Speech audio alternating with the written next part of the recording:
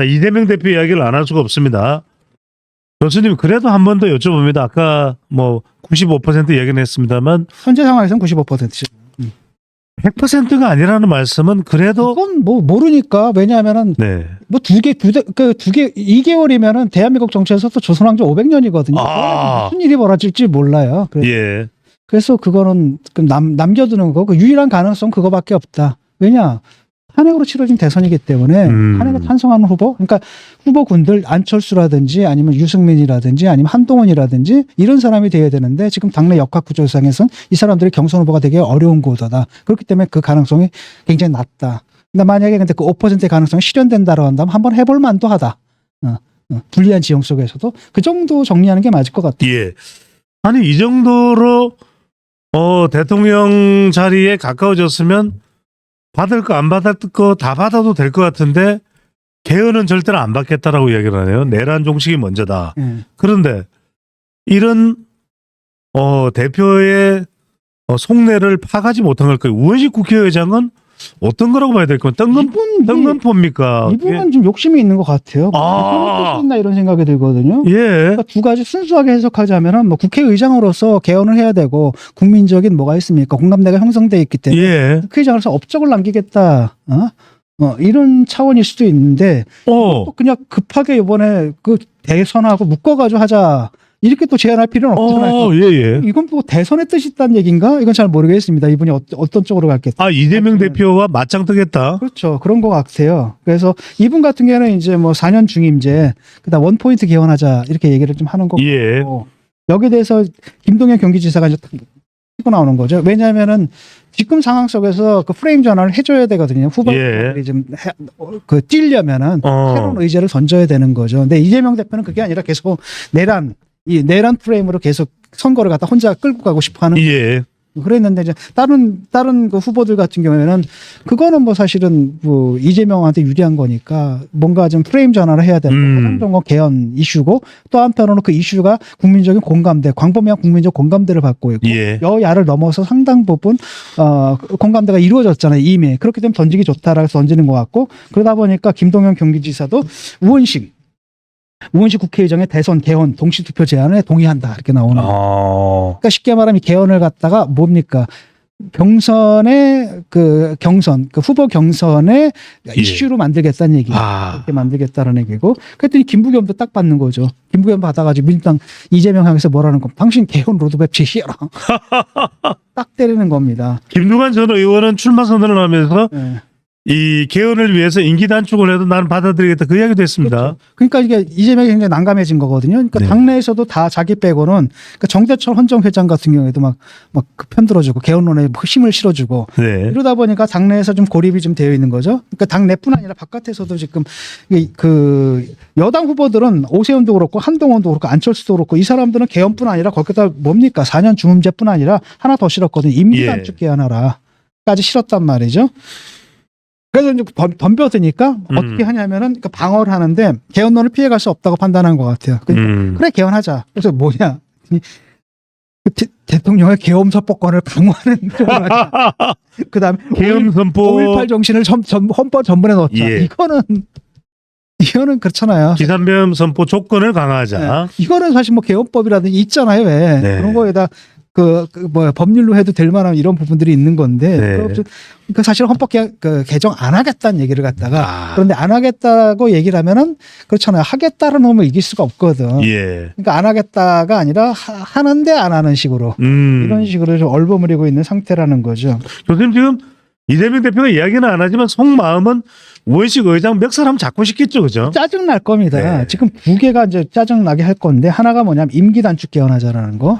그 다음에 사실은 이거 받아도 그러니까 그 임기 단축 개헌은 이 부분은 사실은 받기 힘들 거예요. 왜냐하면은 자기가 어떻게 대통령이 되는지 3년만 하고 나도 3년이면 불충분하거든요. 5년 정도는 돼야지 법원에다 이 사람 심고 저 사람 심고 그다음에 이제 자기가 갖고 있는 혐의들 이걸 갖다 형법 같은 것도 입법 권력이 이용해가지고 막 손질도 좀 하고 안전장치도 마련하고. 그러니까 디자인하기에는 3년 짧다. 그렇죠. 그다음에 나중에 이제 자기 사면해줄 후계자까지 딱 지명하고 뭐 이러려면 3년 안에 좀 힘들거든요. 5년까지 가야 되기 때문에 이 사람이 지금 붙자고 시작하는 게 이제 개헌론. 개헌론은 하고 그다음 두 번째가 이제 오픈 프라이머리 하자. 예. 근데 오픈 프라이머리 정도 받아도 되거든요. 이걸 한다 하더라도 자기가 무리 없이 이길 텐데 왜냐하면 이게 그 부분이 있는 거거든요. 이제 국민들한테 다 풀게 되면은 국민들 특히 중도층 같은 경우에 뭐가 있습니까? 그 이재명 포비아가 있거든요. 이재명 포비아가 있는데 그 중에 예컨대 여러 후보들 중에 이재명이 이제 못마땅한데 그나마 윤석열하고 맞설려다 보니까 그냥 할 수 없이 지지하는데 예. 이 중에서 그 지금 군소 후보들이죠. 민주당 내 군소 예. 후보들 중에서 누가 두각을 나타낸다 그러면 오. 쏠려가지고 어떻게 될지 모르는 거예요. 예. 오픈 프라이머리가 받을 수 없고 그래서 그 얘기를 한 거죠. 내통설을 얘기를 한 거죠. 그래서 누구예요? 저기 누구죠? 용진? 박용진 불출마 설문했죠. 네. 한방 얻어맞고 결국 그 얘기거든요. 그 같이 가자 선거 같이 치르자. 그러니까 얘네들은 뭐라고 생각하냐? 그래 선거 같이 치르고 어차피 이재명은 떠날 놈이니까 이 당은 그때 우리가 갖자. 그래서 이번엔 돕자. 착한 2인자를 하자라고 했는데 너 국물도 없어. 라고 한 게 그거거든요. 네. 그래서 두 가지입니다. 임기단축 개헌 얘기하는 거하고 오픈 프라이머리는 예. 그 민감한 부분이에요. 그 이재명이 성감되죠. 건드리면 발작합니다. 그래서 그거는 안 건드리는데 이제 이재명으로서는 그거 피해가려다 보니까 기껏 하는 겁니까? 개헌 뭐 어쩌고저쩌고 전혀 우리가 사회적으로 합의되고 있는 그 개헌의 방향과는 동떨어진. 그래서 개헌을 한다라는 그 문의만 피하는 그런 쪽의 얘기를 던지고 그게 먹힐 것 같습니다. 양문석 의원인가요? 제가 기억하기로는 개나저라 뭐 이렇게 하기로 했는데 이재명 대표로부터는 뭐 사랑을 좀 많이 그렇죠. 받아봐야 될까요? 이제 딸랑딸랑 하는데 그 친구도 어차피 저기 국회의원직 잃을 것 같은데. 어쨌든 뭐 그러니까 친명계에서 뭐라 그러냐 내란 종식을 우선해야 된다. 내란 종식 대체로 뭐가 더 남았어.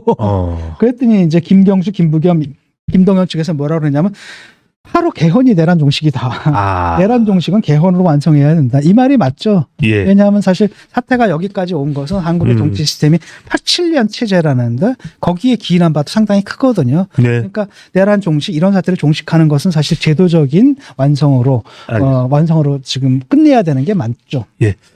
여러분은 대선을 어떻게 보고 계십니까? 어떤 사람들은 어대명? 어차피 대통령은 이재명? 그건 말도 안 된다. 결국 유권자의 선택이다. 정해놓는 대선이 어디 있느냐라는 이야기를 하시는 분들도 있습니다. 중요한 것은 국민의힘입니다. 국민의힘이 어떤 마음가짐으로 어떤 경선을 또 어떤 후보를 선택하느냐가 가장 중요한 것 아닌가 싶은데 교수님 어떻게 생각하시는지요? 그렇죠. 어떤 경선이냐. 경선 과정 속에서 당의 탈바꿈을 해야 되는 겁니다. 두 번에 걸쳐가지고 탄핵 대통령이 나왔거든요. 2번 연속. 당에 문제가 있다는 얘기예요. 맨날 그 따라만 다녔잖아요. 그러니까 쉽게 말하면은 그 민주주의에 대한 이해가 굉장히 박약한 겁니다. 그걸 왕처럼 모시다가 그렇게 된 거 아니겠습니까? 결국은. 그러니까 그런 당의 모습들에서 벗어나는 계기가 되지 않는 이상은 그 대선 본선판에다가 티켓 못 내밀어요. 그거 좀 명심해야 됩니다. 그리고 해서 딱 하나 남은 가능성이라는 건 뭐냐면은 그 보수층의 그 전략적 선택. 그 가능성 하나가 딱 있고 그 가능성이 실현되지 않으면 사실 이 선거 하나만 합니다. 네. 한덕수 권한대행과 관련된 부분입니다. 마은혁 헌법재판관 후보자를 드디어 임명했습니다. 네. 이제는 헌법재판관입니다. 동시에 대통령 몫인 이완규, 함상훈 그러니까 문영배, 이미선이 18일자로 이달 물러나기 때문에 대통령 몫인 이완규, 함상훈 두 사람을 임명을 했습니다. 아니죠. 아직 지명한 거죠. 지명을 했습니다. 참 지명을 했습니다.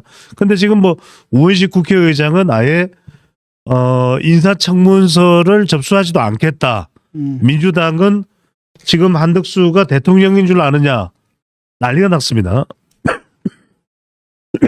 이게 좀 유감스러운데 너무 늦었죠.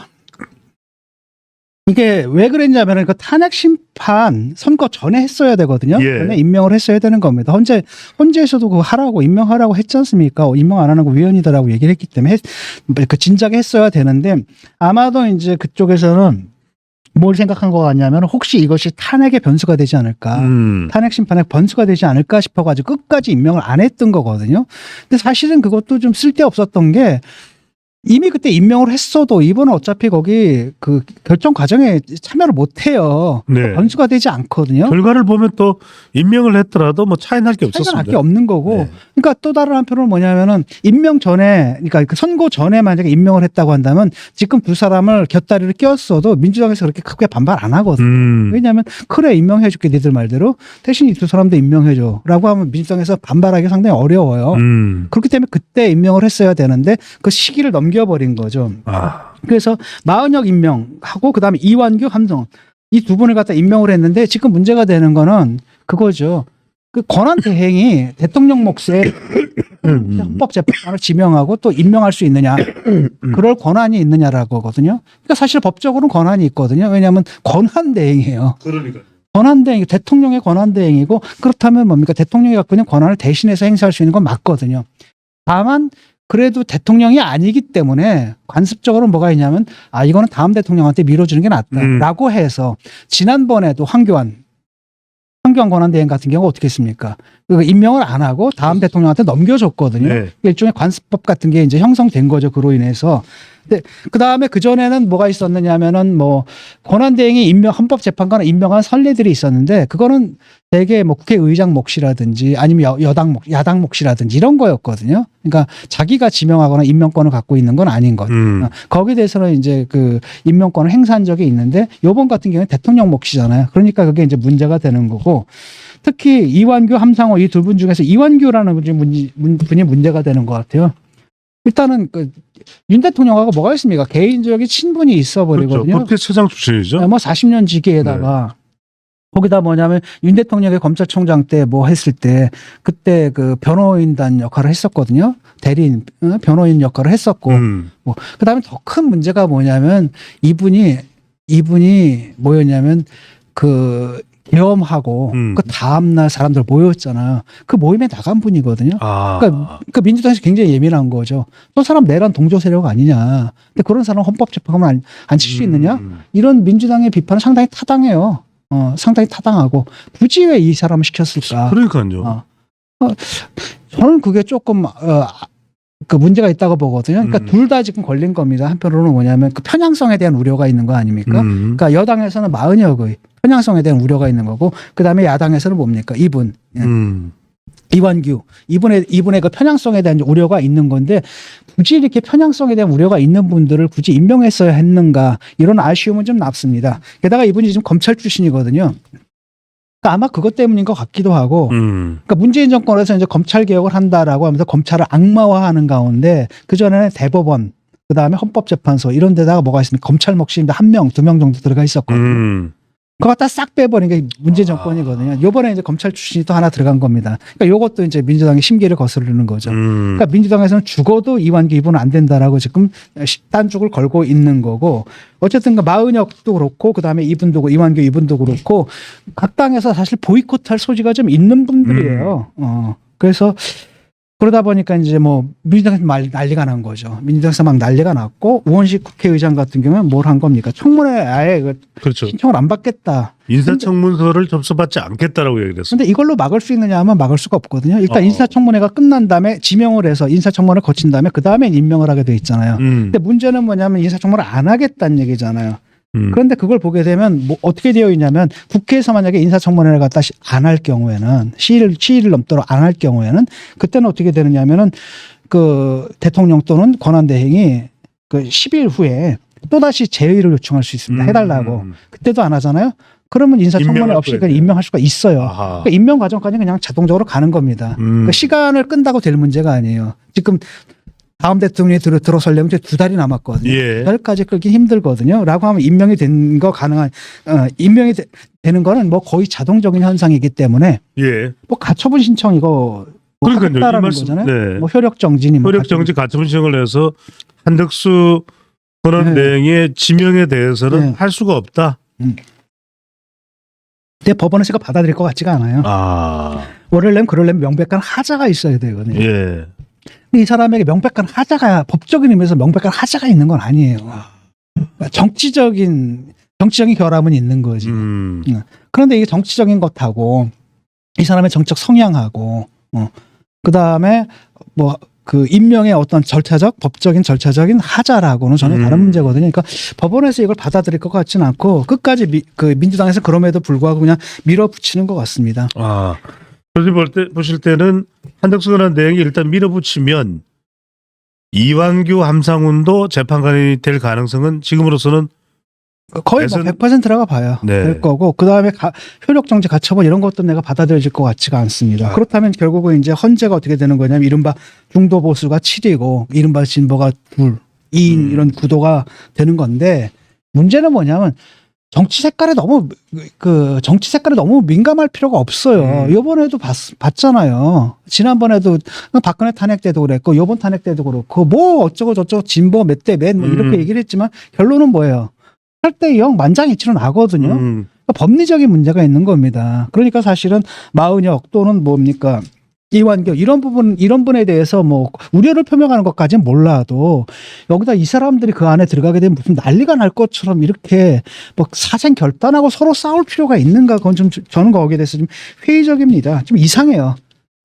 왜냐하면은 헌법재판관쯤 되면은 그런 식으로 자기 정치적 색깔 또는 개인적인 성향 이걸 반영해서 판단하진 않거든요. 이 사람들 다 뭘 씁니까? 판결문을 쓰게 돼 있고 거기다 자기가 어떤 의견을 갖고 있는지 보충 의견 내지는 뭐 소수 의견해서 덧붙이게 돼 있고 법리적으로 다 얘기를 할 수밖에 없는 거거든요. 거기서 벗어날 수는 없는 겁니다. 그래서 너무 또 너무 과민하게 굴 필요는 없다는 생각이 들어요, 이 부분은. 네.